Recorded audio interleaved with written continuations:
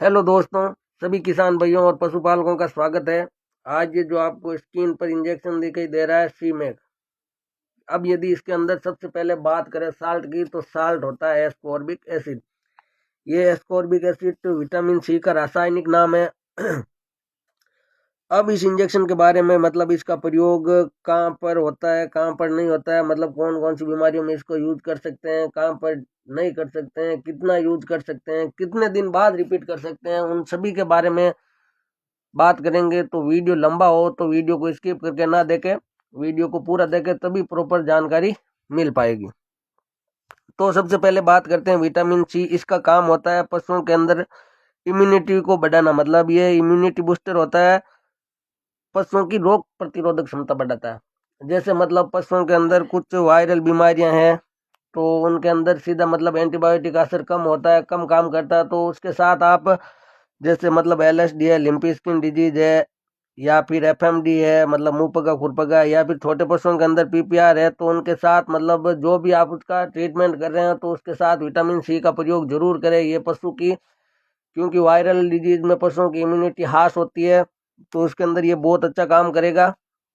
या फिर पशुओं के अंदर फंगल डिजीज है तो मतलब उनके अंदर भी, या माइकोप्लाज्मा है, तो जो भी आप मतलब बीमारियों का ट्रीटमेंट कर रहे हैं उसके साथ आप जो भी एंटीबायोटिक लगा रहे हैं उसके साथ इसका प्रयोग कर सकते हैं। बहुत ही अच्छा रिजल्ट है, मतलब ऑल और बीमारियों के अंदर इसका यूज होता ही है और बहुत अच्छा काम करता है। तो मतलब सब बात करते हैं इसका उपयोग कौन सी बीमारियों में नहीं कर सकते हैं। तो यदि पशु के अंदर डिहाइड्रेशन है, यानी कि मतलब पशु के खून के अंदर पानी की कमी है, जैसे मतलब एल्कोलोसिस है या एसिडोसिस है, तो उनके अंदर मतलब इससे परहेज ही करे, इससे दूरी बनाए रखे, इसका प्रयोग ना करे। जो भी बीमारी मतलब पशु के अंदर डिहाइड्रेशन है, यदि किसी भी बीमारी की वजह से, तो यदि खून के अंदर पानी की कमी है तो उस बीमारी के अंदर इसका प्रयोग ना करें। इस इंजेक्शन का काम है ये आयरन के अवशोषण को बढ़ाता है।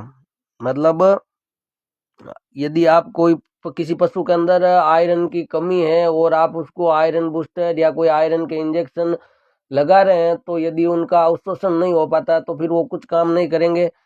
तो इसका मुख्य काम है आयरन के अवशोषण को बढ़ाता है। यदि आप पशु को चाहे वो इंजेक्शन से दे रहे हैं या फिर ओरली दे रहे हैं, तो ये मतलब पशु के अंदर आयरन के अवशोषण को बढ़ाएगा। तो मतलब जो भी पशु के अंदर एनीमिया होता है, एनीमिया के अंदर बहुत ही कमाल का काम करता है।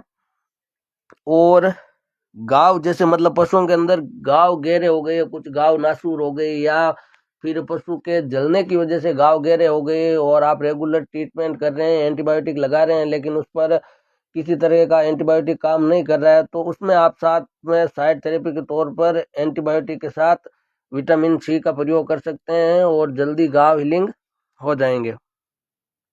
या फिर पशु के अंदर मत्स्य है, मतलब मत्स्य को इलाज कर रहे हैं या फिर मत्स्य की कोई पर्टिकुलर दवा यूज कर रहे हैं और दवा का असर बिल्कुल भी नहीं हो रहा है या कम हो रहा है, तो उसके असर को बढ़ाने के लिए साथ में आप विटामिन सी के इंजेक्शन का प्रयोग कर सकते हैं और मत्स्यों को जड़ से खत्म कर सकते हैं। या फिर मेस्टाइटिस है, मतलब दूध के अंदर खून आना, या फिर दूध के अंदर चिचड़े आना, या थन के ऊपर घाव हो जाना, तो यदि इस प्रकार का मेस्टाइटिस थनैला है तो उसके अंदर ये बहुत ही कमाल का काम करता है। आप एक बार यूज करके देखिए, बहुत ही अच्छा रिजल्ट मिलेगा।